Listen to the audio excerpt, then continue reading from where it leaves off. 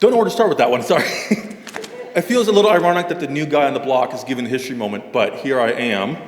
And I was thinking about where this can go, and our history moment starts really before First Baptist was ever started. I was looking at history of the church and realized that the first hymnals were these massive volumes that were bigger than me, that a church would buy one, and the clergy would use it, and they would sing from it. Everyone else would just sit and listen. It wasn't until the Reformation that hymnals for the congregation became a common occurrence.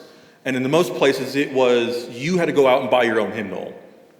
So I'm thankful we're past those days. But even then, it was just texts. There was just words, no music. So it was up to your song leader to pick an appropriate tune each Sunday. And then as we move closer to the starting of this church, we get to what is known as the Sacred Harp, Southern Harmony, Shape Note books. And those were started in Boston, in New York, that area, to teach music on the frontier. Public education wasn't a thing yet. Music education wasn't a thing yet. But music educators realized that there was a need to keep teaching music across the country. So they created these books that they would, again, sell. So, again, you had to go buy your own book. And they would do teaching schools. And it was probably a common occurrence in this congregation in the 1800s to have a singing school once in a while where a teacher would come in and he would teach the congregation how to sing. And they would sing hymns that they all knew. The teacher would depart, and their song leader would continue with that. And in your bulletin, there's a little insert that shows you what that may have looked like.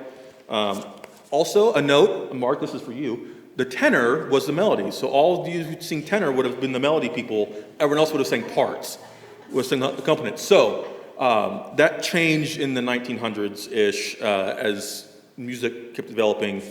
But then I started digging into our red book about music here at First Baptist. And for most of the book, it says music was important, music was great. They sang these hymns, some of which we sang this morning. But the first I could find was a record of the Sunday school in which the Sunday school organist, Miss Jamie Herron, was listed in 1893.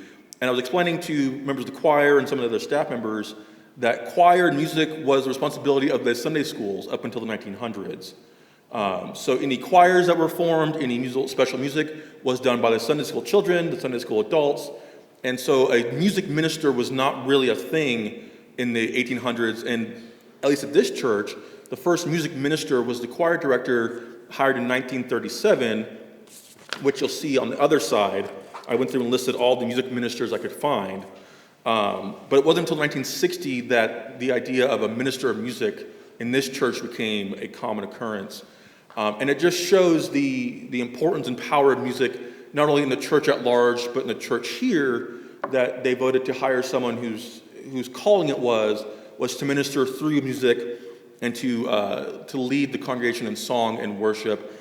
And I'm honored and blessed to be a part of that tradition and to be a part of the music history of this church. And I was thinking, last week we heard Terry talk about contemporary music and just how the music of this church and the church at large has continued to develop. And so I just hope you relish in that idea that what we've sung today has been a long tradition, and that the church's song has never stopped growing, it has never stopped developing. It'll continue to develop until the Lord comes again, when we will all sing a new song to the Lord. So with that is our history moment. I have more history if you want to hear it from me, just it can't happen today, but that is our history moment.